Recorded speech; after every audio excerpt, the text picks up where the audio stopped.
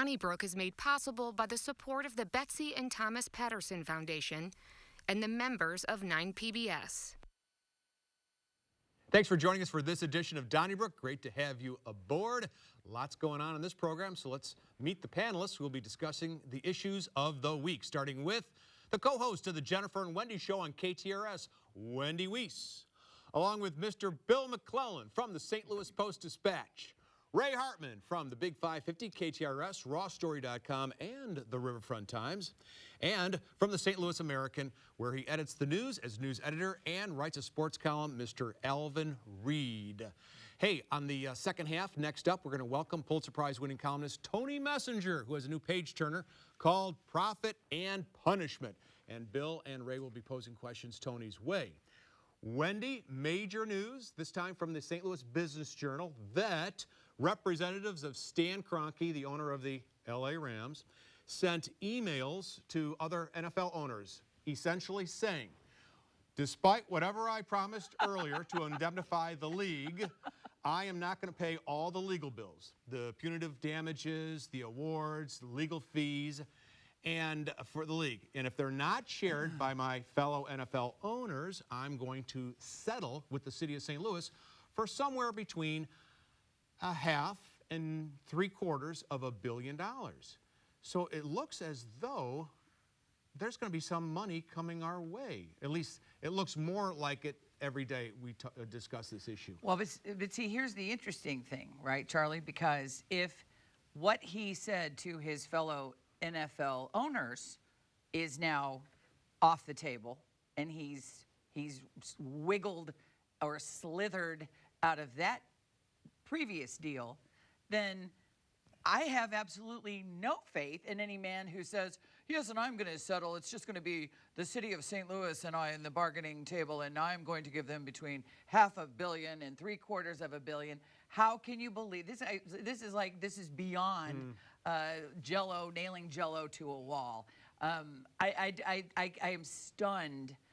And I suppose I shouldn't be, because this is why so many of his business partners end up in litigation with him, because the reason why they agreed to, if you believe what so many of the league owners have said, the reason why they agreed to the relocation was because he was going to indemnify all of them in terms of financial responsibility. I was struck by a number of parts of the story when it came out. One is this is far more entertaining to watch than the Rams were for the last 10 years. I mean, you know, I'm not talking about the Super Bowl years, but this is really amazing, because I can't remember a story where unlikely leakers are leaking at such an amazing clip. Yep. And just think about what it does to the, I don't have an opinion about what they're going to do in terms of, you know, Stan Kroenke doesn't have credibility with us on anything. No. But it really strengthened his bargaining position to have it in the media that you can kind of forget the 500 part of the 500 to 750 range. I'm thinking that if I'm Bennett, that, well, we're going to start at 751. I mean, you know, it's like, thank you for letting us know what you might settle for. All right. I think that it sure looks more and more, based on their obvious dysfunction on their side, that there's going to be some sort of victory. And I'll stick to my guns that it won't be an expansion franchise. I'm not sure it might not be a team. I don't know what it is I'm now. still not. I know all these rulings, and it's coming up, and in St. Louis, and you know, I'm still not sold on St. Louis actually winning this case. I'll tell you what I am sold on. These Wolves ain't gonna let none of this happen in the NFL. You know, all this, like you say, all this information is coming out and putting him in a good spot, a bad spot. It's not going down the path that it's going down. And we better be smart enough to see that they've probably got something up their sleeve. So now, you're saying we should settle and if he gonna write us a check, we need to accept that check and then figure out what to do with the money and move on. Because I still don't think, I think St. Louis could win, and the same thing happened to us that happened to the United States Football League. The judge will say, like, you won, here's $1. I really see something like that happening. Well, I think even if we won, and Bennett's very good and we could win, it would get overthrown on appeal. How can it not? The league wanted to change venue, and the judge said no. So now the plaintiffs, us, are going to be the jury. How can that be fair? Well, and Stanley Stan Kroenke's the most unpopular man in St. Louis by a ton. How can he get a fair trial But I do think here? it's a reach to think that you couldn't find 12 jurors who really don't care about football. There are, believe it or not, there are those people. If I was an appellate judge and I said, so the plaintiffs were the jury? And he said, yes, sir. I said, that can't work. Bill, I think Bill's onto something. I don't think it's necessarily exactly what you're saying as much as the amount. In other words, the reason we don't have that much leverage and that we ought to, as you say, we ought to settle is there. I think there's zero possibility that a St. Louis judge is going to say, here, you get $1. I think there's a big, it's likely that the jury and the local judge are going to give us a huge amount. What I think is likely, though, is that appellate judges will that's where the number will come down by a large amount. In other words, I think the appellate judges won't throw it out, but they'll cut it. And that's what they generally do in big verdicts. And I think we ought to, I'm agree with you, we ought to take, St. Louis ought to take it. Okay. I wish there was Okay. A big number. And Hey, I let's think move we on can to our get next it. topic. Bill McClellan, kind of sports related if you consider that for the second game in about a month, people attending the Blues games in downtown St. Louis had their cars broken into. Earlier this week, about 30 people were victims. That also happened last week to other cars. And then Frank Cusimano, who covers sports for Channel 5, his car was stolen.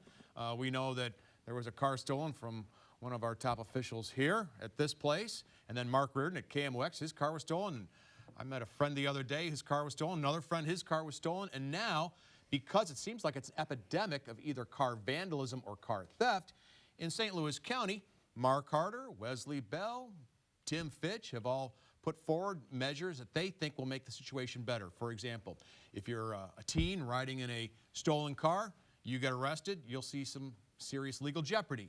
If you're buying a catalytic converter from someone who just sawed one off of a car, then you've got to write down the name of the seller and take a look at the license plate. And also in the county like the city, you won't be able to jiggle the handles of cars parked on the street.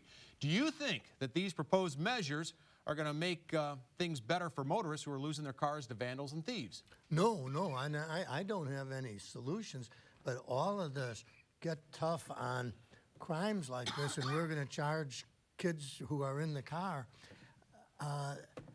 That'll work fine until they charge 3 16-year-old kids who happen to be in a car who say, hey, I didn't even know it was stolen. And the question is, do we give them felonies? I mean, we could put them in juvenile hall until they run away from that.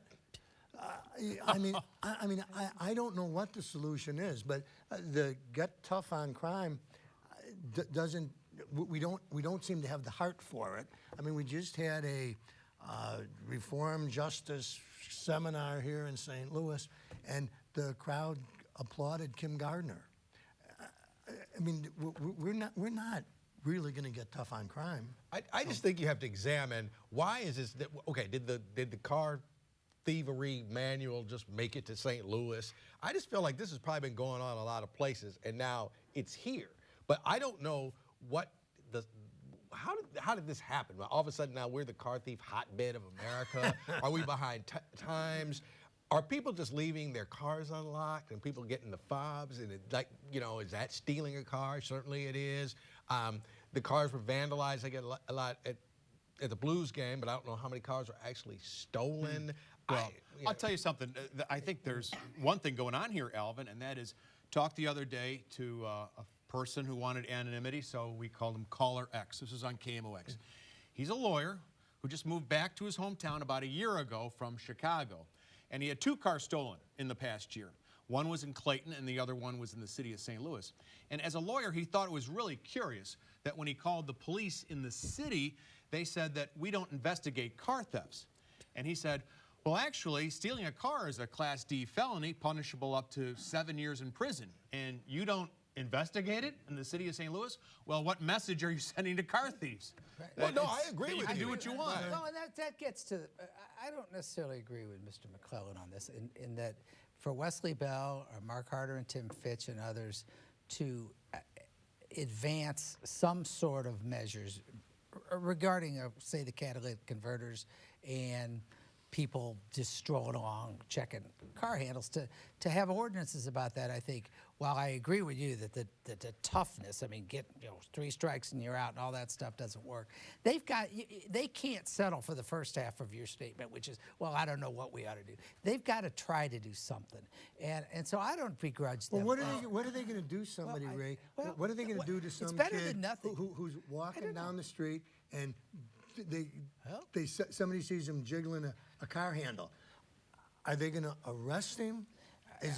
What is going to happen to him if he does get arrested? Are we really going to prosecute that? Well, I think if somebody's walking up and down a street, jiggling a bunch of them, not any one, and I realize there's always the potential in this community for abuse, but if somebody is walking in any street in the city or county, jiggling a bunch of car handles, yes, that should be some sort of, I mean, it's not a major felony, but yeah, it ought to be a crime in and of itself. I don't think that's acceptable. And you think that our criminal justice system is actually going to go after these kids and do something to them? No, and I think it's marvelous. I think timing is everything, and the timing here is just marvelous, because post-pandemic, it's not like we're facing any challenges in our cities and in the city of St. Louis with maybe, I don't know, businesses moving out, Square having to send their employees home, that kind of stuff. We're not facing, I'm being sarcastic, of course, but it's just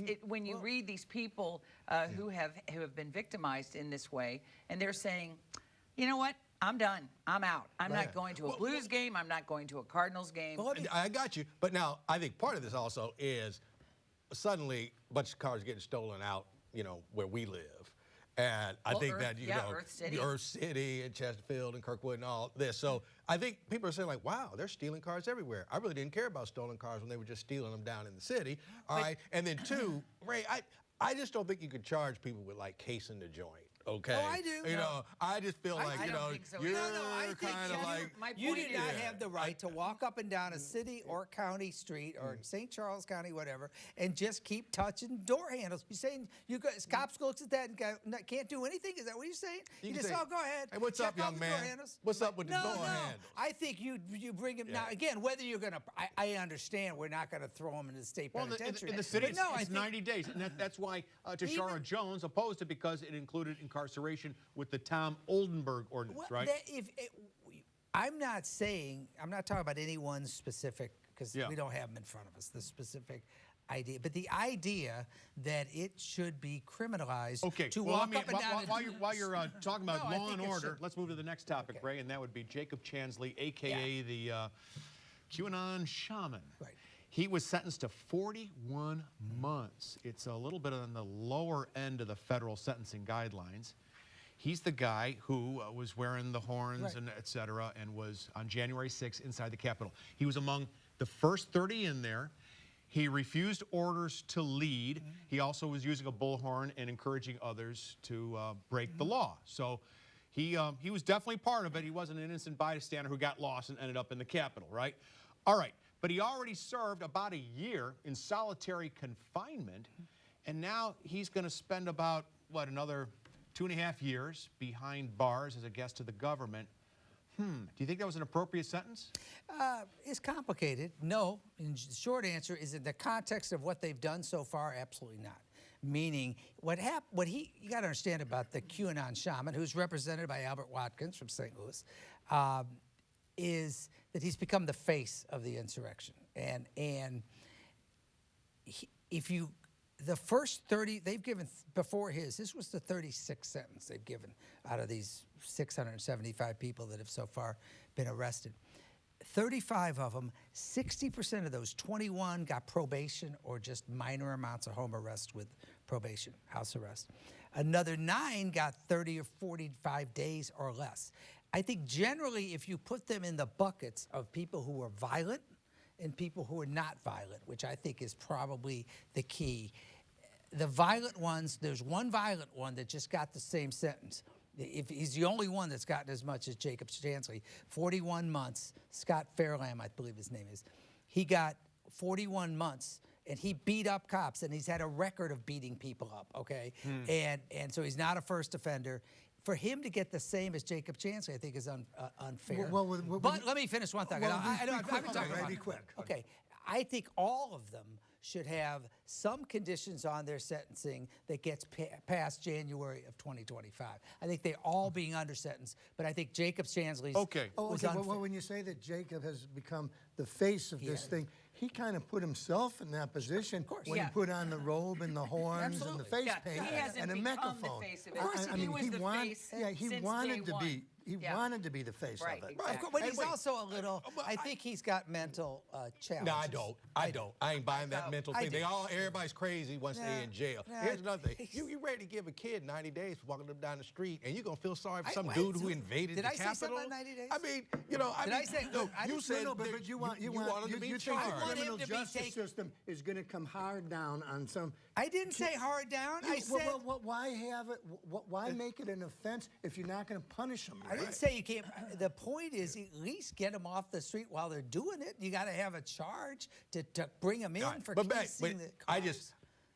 Anybody who was there, sure, could get 41 months, could get 5 years, as far as I'm concerned. But this man, in our American judicial system, people are arrested at the same place at the same time. And one will get more years than the other, and you're trying to figure it out. But I'll tell you why. He was a darn fool, and he was paraded himself in front of the entire nation. And that judge said, hey, guess what, fool? I got something for you. And I'm not going to feel sorry for anybody. I don't care about anybody else. You made a mockery of it. You were violent or you were this, but you made a mockery of the United States Senate. I'm going to charge you harder than anybody else. Well, he's not the first person to make a mockery of the Senate, including the senators themselves. I was going to say, Josh Hawley's doing but, you know, the guy who burned down the 7-Eleven got 3.5 years.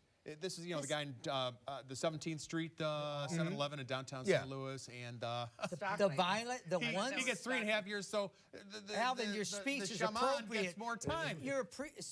First of all, I start off by saying I don't mind him getting the time. I mind other non-violent offenders not getting anything. And let's talk about the violent ones. There's a couple hundred of them, and they haven't started sentencing many of them. Let's see what happens to the violent. And why aren't they going against? They really ought to be going after the well put.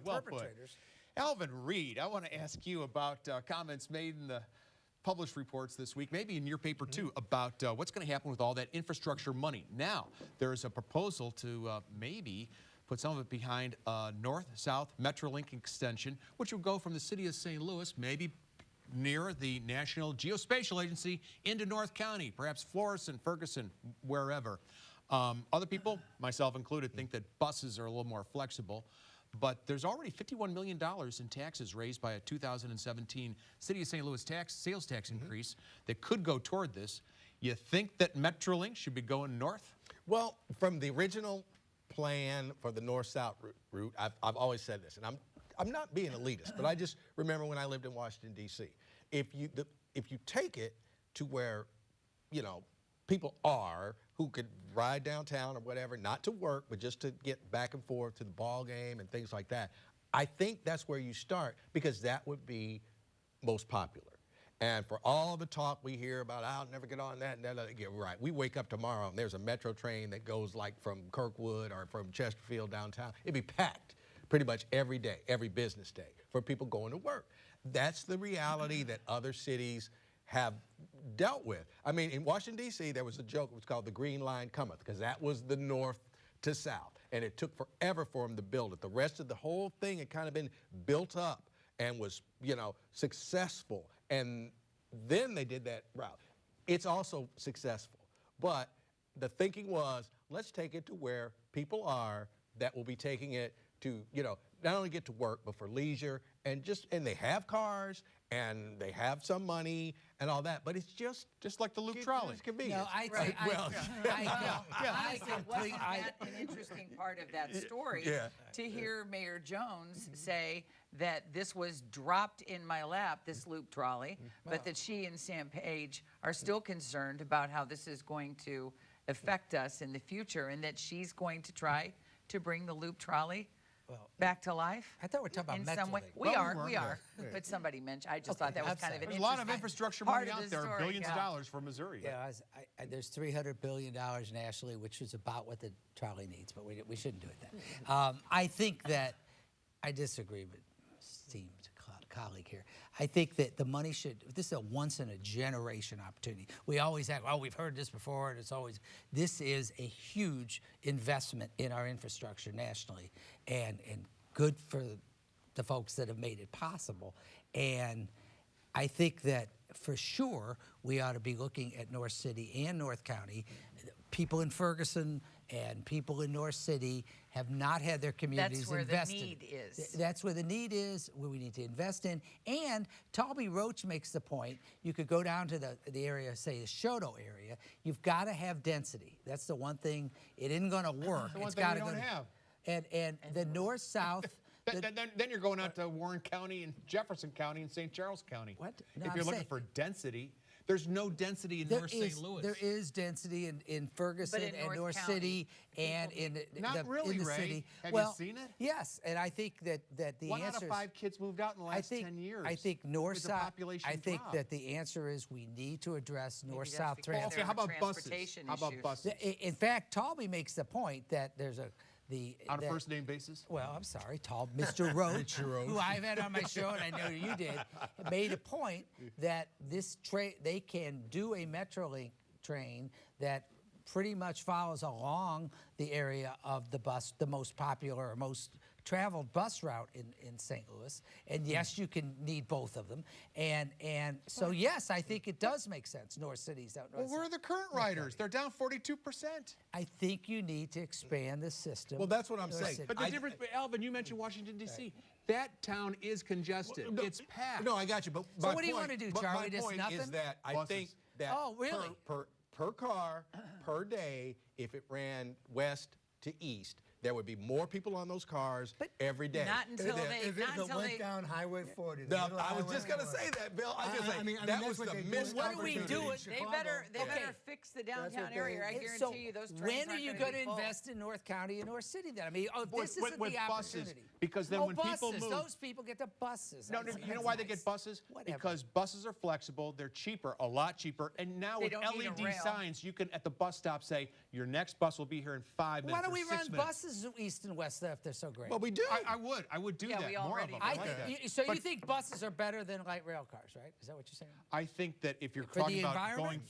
from North City to North County, yes, because everything's changing. What if the folks at the NGA decide we want to drive? We don't want public if they would transportation. like- What If it's a what if bus, they you don't just want move their- it. But what if it's they a- don't want their cars broken into? What No, if they want it- I what's agree wrong with you. with But I'm light just rail? saying that it's just like, all right, what was the biggest problem with the trolley? Nobody used it. Okay.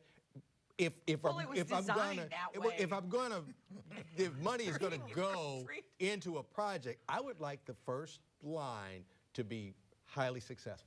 No ifs, ands, or buts, and I think that would be more successful if it ran west to east and east to west. But That's I think- all I'm I saying. think a mayor, All right, Bill- Tashara Jones, is going to focus on need first. And Finance. I Okay. predict she'll Hey. like the North City, North All right. County. Okay, Bill McClellan, we Metro. got a 2 minutes to go. 2-minute warning on the floor, everybody. Homer G. Phillips, legendary St. Louis hospital. Paul McKee, developer who's building a clinic in North St. Louis, has named his new clinic Homer G. Phillips. Last week, as Alvin's paper reported on the front page, 25 protesters decried the name. I understand there's a lot to that name, but are we forgetting that a clinic is actually being built? Isn't that important too?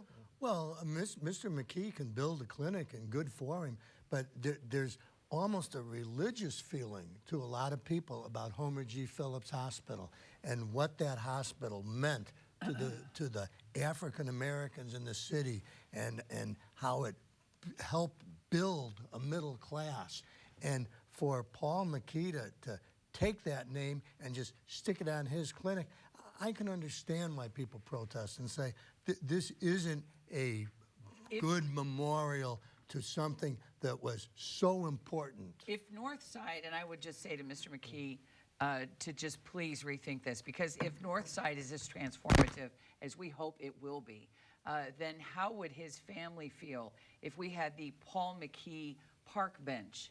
Instead, you know what I'm saying? This is Homer G. Phillips he was a transformational historic figure.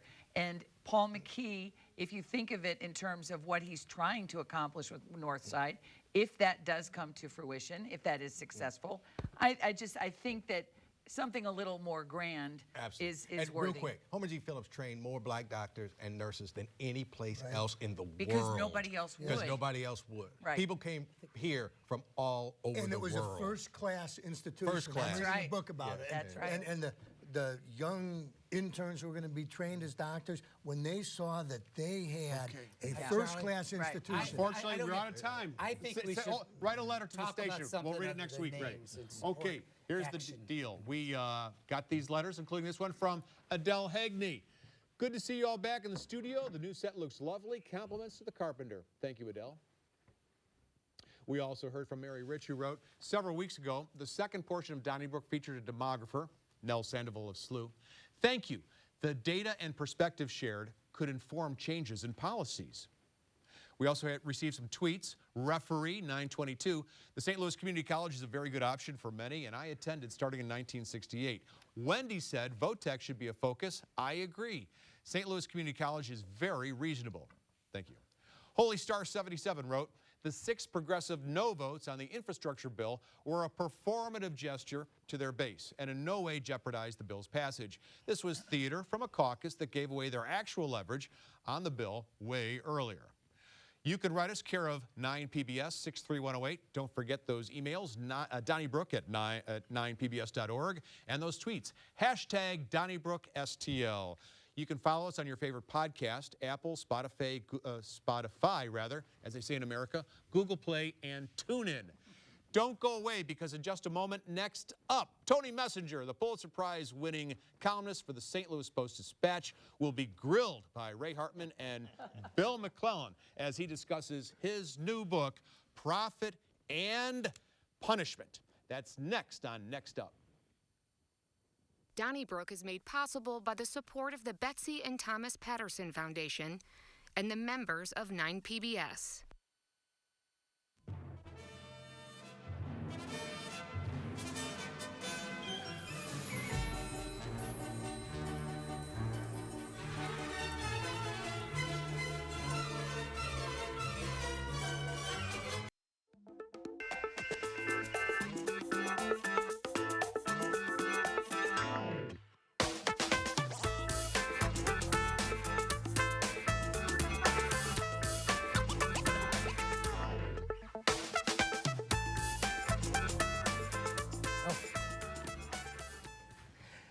Well, welcome back to Next Up. Is it up next or next up? I don't know. Next Up. Is it Next Up.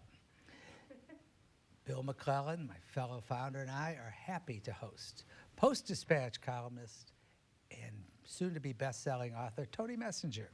Thanks Welcome for to the having me, program. Ray and Bill. Good to be here. We were this musing before we came out that between the three of us, we share over a century in journalism and a Pulitzer Prize. Yes, we do. Yes, we do. We have a Pulitzer. And I believe it belongs to you.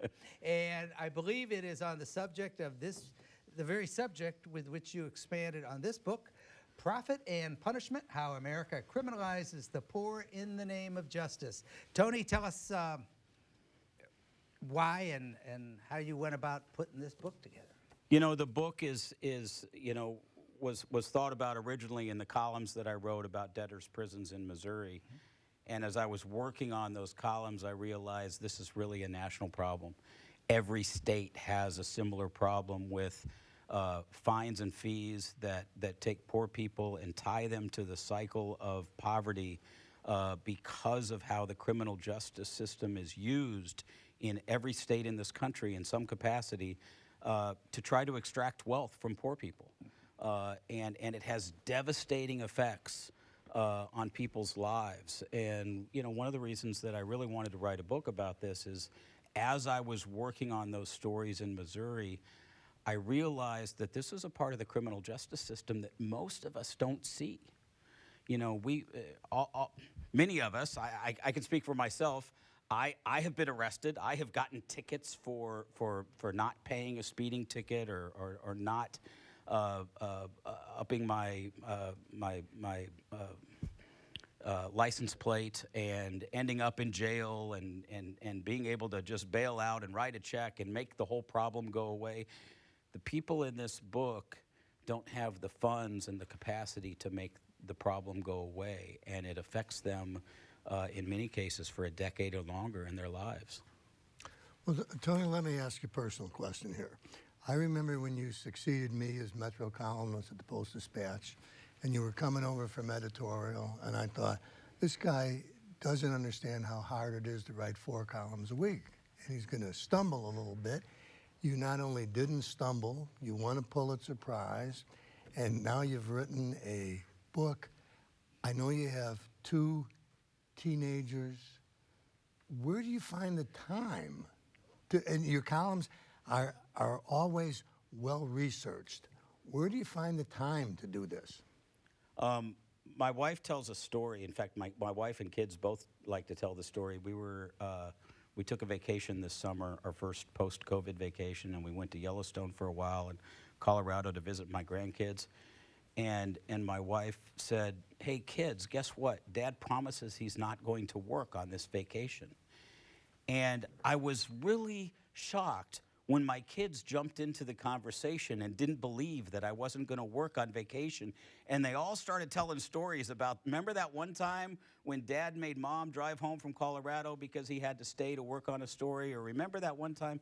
And, you know, it's a funny story. It's one of those funny family stories. But the fact is, you know, the reality of the sort of journalism that we practice as columnists sometimes is that the job doesn't actually have 9 to 5 hours, and it doesn't end very often. And, you know, sometimes I take that time away from my family. But to, I guess, somewhat to my credit, and I think my kids and wife would back me up on it, this summer when we took the 2 weeks together, I did not work on my vacation. So I'm learning. You can teach an old dog new tricks.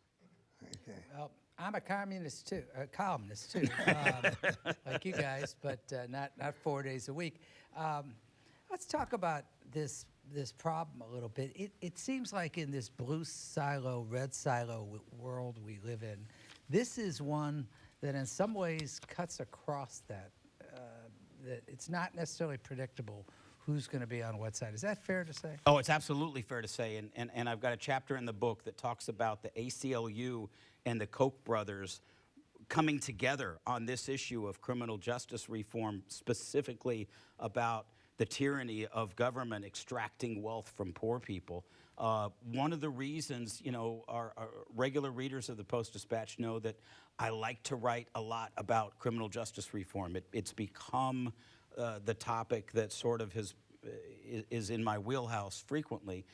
And one of the reasons I like to write about it is because it's so bipartisan. And I explore a little bit in the book. I'm not sure I get to the answer specifically, but I explore a little bit in the book why it is that folks from both the left and the right have come to understand. I know they have in Missouri, and they have to some degree nationally as well. I talk about some bipartisan legislation that's happening in Congress where folks are understanding that using the criminal justice system as a backdoor taxing system, forcing judges to be tax collectors, and in effect putting poor people back in debtor's prison because they can't afford to pay fines and fees that are intended to fund our government, is a bad, inefficient, unconstitutional way to operate our government. And I hope that's what people come away from when they read the book, is that they understand that this way in which our criminal justice system has morphed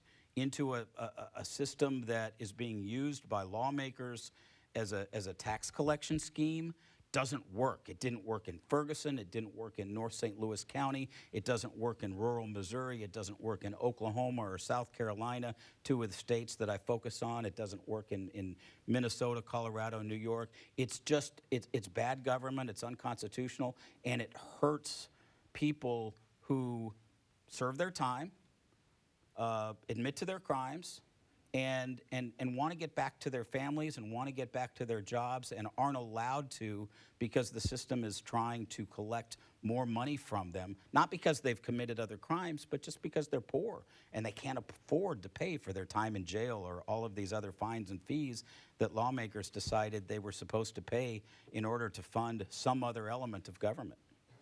Well, you kind of blame Grover Norquist and Mel Hancock for this, don't you?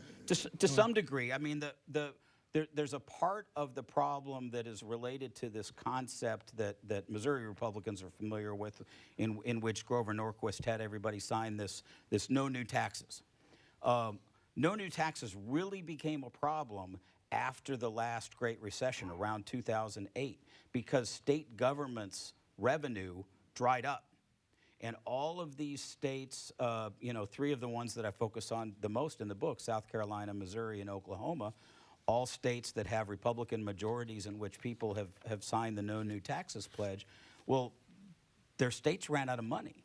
And they needed money, but they had lawmakers who wouldn't raise taxes. So what did they do? They turned to the courts. And they passed all these fines and fees in order to pay for things that had nothing to do with the courts. But that way lawmakers could say, I didn't raise your taxes. But in effect they did, but only on poor people. Because 80% of the people that our courts deal with are generally poor people. They're people who qualify for the public defender system.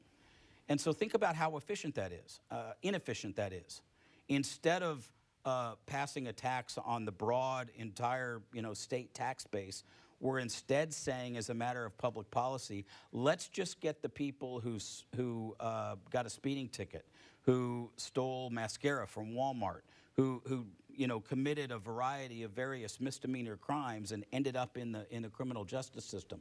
Let's find a way to extract more money from them so that lawmakers can get away with saying, I didn't raise taxes, but yet somehow say that they solved the state's revenue problem. Gotcha.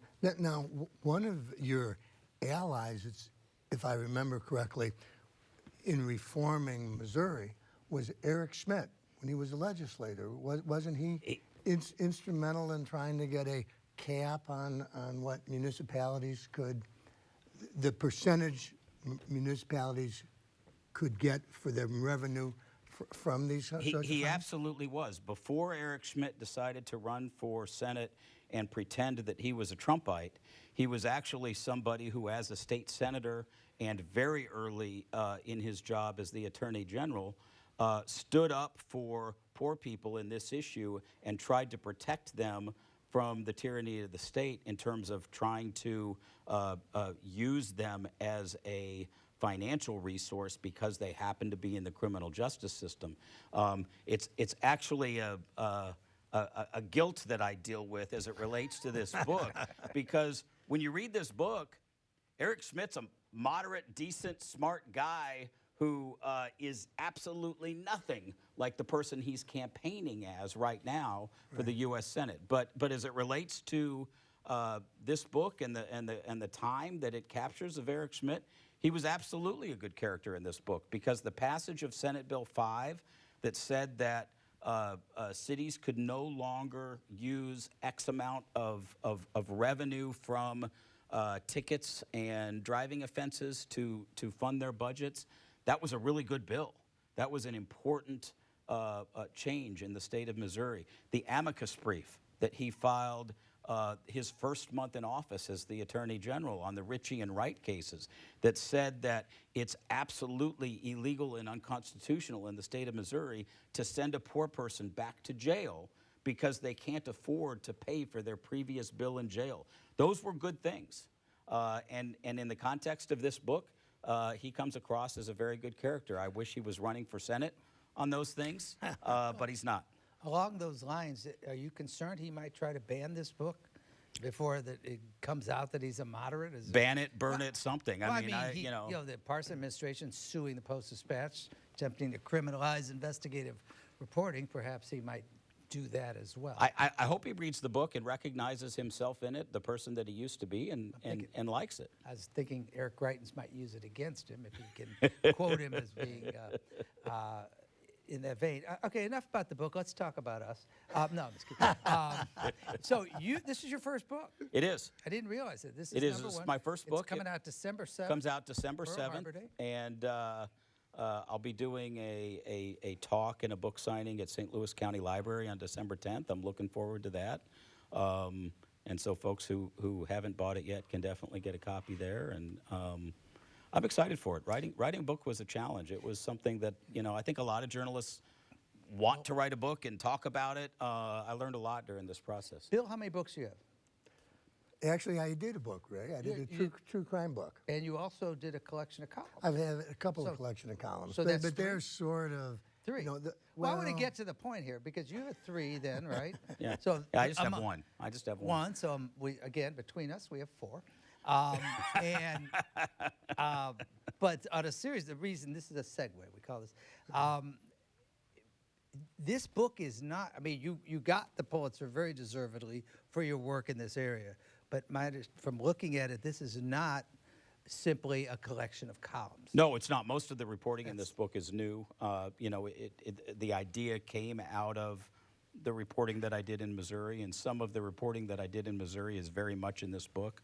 But there's new characters in this book. This is a book about the problem that I identified in Missouri, taken national and looking at how this is a problem all across the country. So what percentage of this book would you say is from purely new stuff that Post-Dispatch readers might not have Probably about 80%. Really? So Yeah. it's just on top of all the Yeah. other work you do, this is all new reporting. They'll recognize some of the Right. characters that I wrote about in my columns, but even with some of them, for instance, Brooke Bergen, who's one of the main characters in the book, I talked to her a lot over the last couple of years before she died about her story as it was continuing, and a lot of that is in this book as well. Wouldn't it have been easier just to stick to the stuff you'd already written? Hey, Tony, I remember when you wrote those columns and they resulted in changes. I mean, the Missouri Supreme Court, everybody agreed that this was wrong, having poor people be the cash register for all these municipalities. And laws were changed. And we argued on this show one time about the legislature had determined that like only no more than 40% of your revenue could come from fines. And in St. Louis County, that it was a lower number, like 12% or 20%. Have those changes been solid, or have they been chipped away at? I think they've been solid. I don't think we're not done with change yet. You can still charge people for time in jail in Missouri, and most rural counties still do.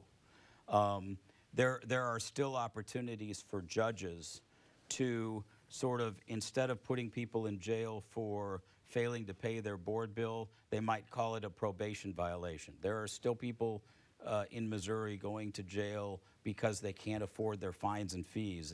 And some judges are just changing the terminology, referring to everything as restitution or everything as a probation violation. So it's not like the Missouri Supreme Court and the Missouri legislature, in their very important actions, solved the problem. There's still a problem in Missouri.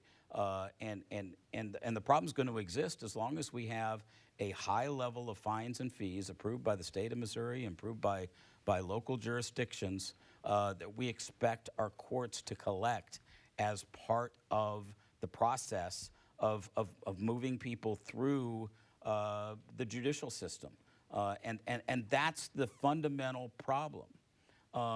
When we break laws or are accused of breaking laws, we should not also be seen by the judicial system as an opportunity to collect extra taxes. And just so people understand what you're talking about, like if a fella gets busted on a minor charge but can't get bail because he has no money, and he gets put in jail and he stays in jail for 30 days, the county then charges him room and board for those 30 days, and of course he can't come up with that, so that's a probation violation. Right, and that's what happens in rural Missouri. In St. Louis and Kansas City, there are very few jurisdictions that actually charge for jail time because we have larger tax bases. But almost every rural county, except for 2 in Missouri, charges for time in jail. And so what happens when you combine this, and I talk about this in the book, when you combine it with large bail amounts, and that still happens in a lot of the small counties for small offenses, and then you combine it with the fact that the public defender system is underfunded, and so while they're in jail and they can't afford to pay their bail, they're waiting for an extra 10, 20, 30 days to even meet with their public defender so that maybe the public defender can file a motion to reduce the bail. All of that works to this situation where eventually the prosecutor comes to this poor person who's stuck in jail and they've lost their car, they've lost their job, their kids are about to be taken away, or maybe mom's watching them or grandma or somebody. And the prosecutor says, you know what, you don't want to be here. Let's get you out of jail.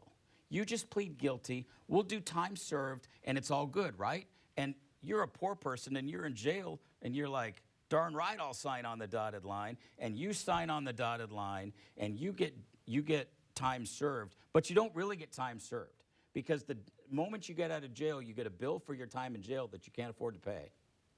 And then you also get a 2 or 3 or 4 or 5 year probation period that says if you violate your probation, you go back to jail. And guess who's supervising that probation if you commit a misdemeanor in most counties in Missouri?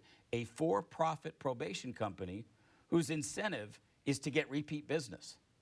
And so they violate you. They go back to the judge and they say, this person missed a meeting. They failed a drug test. Doesn't matter that they weren't charged with a drug offense. They were charged with shoplifting. They're a drug addict from Dent County, and they're on opioids or meth or whatever the drug happens to be at that time in Jeffco and Dent in St. Francis County. And now they violated their probation. The for-profit probation company goes to the judge and says, violated their probation. Prosecutor says, put him back in jail. They go back in jail, not because they committed another crime, but because the for-profit probation company said they weren't following all the rules. Now they come out of jail and they owe more money that they're never going to be able to pay because they get charged for their jail time again. And the cycle just continues and continues and continues and doesn't do anything to keep us safe. Right. You know, you had a thing in the book, mentioned in the book about, I think it was LaGrange in Georgia, Yes. little town. Yes. Where if you were behind on your fines for traffic, they could cut off your electricity and water. Yeah, they cut off your electricity and water, and now you're homeless. I thought, you know, I'm sure there's municipalities in St. Louis County looking at that and going, why didn't we think of that? That was one of the most offensive things I found in the book. And of course, in LaGrange, and this is similar to the story that we learned in Ferguson, the victims of that scheme are overwhelmingly people of color. 80% or so of the victims of that scheme who get their utilities cut off in that town and outside Atlanta are black people or Hispanic people. Now, they filed a lawsuit. It made its way through the courts. They eventually got that policy changed. But the fact that until very recently, cities were cutting off your utilities because you couldn't afford to pay your fines and fees in criminal cases, that just gives you an idea of how massive this problem is, that we've just lost our connection to reality when we're using our courts to criminalize poverty, and that's exactly what it is. Tony, if I can borrow from the jacket of your book, Senator Claire McCaskill says that your Pulitzer Prize-winning series on debtors' prison in Missouri made a serious difference in real people's lives, which it did. And of course, the book is a must-read for a nation seeking a bipartisan path forward on criminal justice system. It's got to be satisfying to you when you do make a difference. What kind of, I'm curious, 2 kinds of feedback you get. One, what do you hear, obviously not from the book because it isn't out yet, but for the stories and the columns you tell, what kind of feedback do you get from the families? Do they stay in touch with you, the people that you really have helped with your journalism? And also, do you ever get feedback from the bad guys, the people that are has anybody ever said, gee, this was an epiphany, maybe we need to change things? Or do they just, you know, these for-profit companies maybe not so friendly? What kind of feedback in those two areas do you get? You know, when I started writing columns on this topic, one of the first things I'll get from readers is, well, you know, if you can't do the time, don't do the crime. You know, that typical sort of reaction. And I'll start a conversation with them, and I'll say, okay, so what's the end point? Should we have in Missouri the death penalty for shoplifting? And they'll say, oh, come on, Tony, that's insane. Okay, so we've established that there should be a limit somewhere, that some crimes are worth X and some crimes are worth Y. So that's what we're debating now. If somebody shoplifts and they agreed that they shoplifted and they paid their penalty to society, they went to jail and they served their time, should they be done? Should they be, you know, have an opportunity to raise their kids and go get a minimum wage job and live their life? Or should we keep them tethered to the criminal justice system just because they're poor? And eventually, when you can engage in those sorts of conversations, people sort of come around. That to me has been the fascinating part of this story. Is I've had some conversations with judges, with lawyers, with conservatives and with liberals that don't always start on the same page on a particular crime. I wrote about a black woman from St. Louis who got a speeding ticket in Lafayette County and had to go there to do weekend jail time because the county wanted their jail money. And she tried to do jail in St. Louis. She actually got the St. Louis jail to say, hey, we'll put her up here so she doesn't have to drive across the county. But Lafayette County wanted the money. And they said, no, we're going to make her drive across the county and come do her weekend jail time here. And when I first wrote about her, people were like, well, you know, she did drive 100 miles an hour. It's like, well, yeah, she did. Have you ever driven 100 miles an hour and not got caught? Well, I know some people who have done that. And so everything becomes a question about fundamental fairness. One of the stories that I tell in the book, and this is one that I also told at least in small part in a column when I was writing the series, is about the time I got arrested for not paying a traffic ticket, and I forgot about it, and you know, got pulled over because my tags had expired, something that we talk about in St. Louis all the time.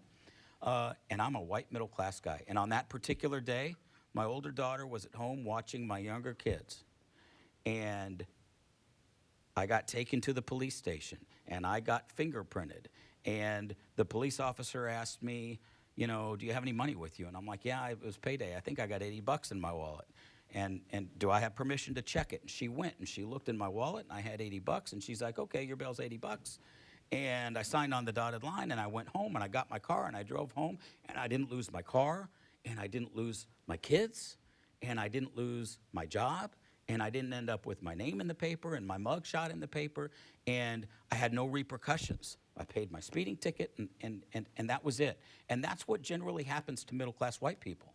That's not what happens if you're a poor black person in North St. Louis County when you get pulled over in that exact same situation. And by the way, you get pulled over a heck of a lot more than somebody who looks like me. And that's not what happens even if you're a middle-class white person or a poor white person in rural Missouri or rural Oklahoma or rural Mississippi in a county that's trying to collect the money. And so one of the driving factors for me as I wrote these stories and I met these people who opened up their lives to me was just recognizing that people who look like me and have my lived experience don't see this side of the criminal justice system. But if you're a poor person, whether you're white or black or Hispanic or Asian American, this is the world that you see when you get involved in the criminal justice system. And it's quite possible that you're going to be tethered to it for a long period of time, not because you're a criminal or you're somebody who's going to continue to commit crimes, but simply because you're poor. You know, I know a good way to end an interview when I see one. That's it.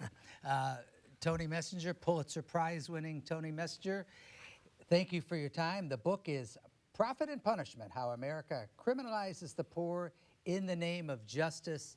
I hope everybody gets out and buys it when it comes out in just a couple weeks. Thanks again for taking the time to join Thanks, Ray. us. Thanks, Bill. Appreciate it.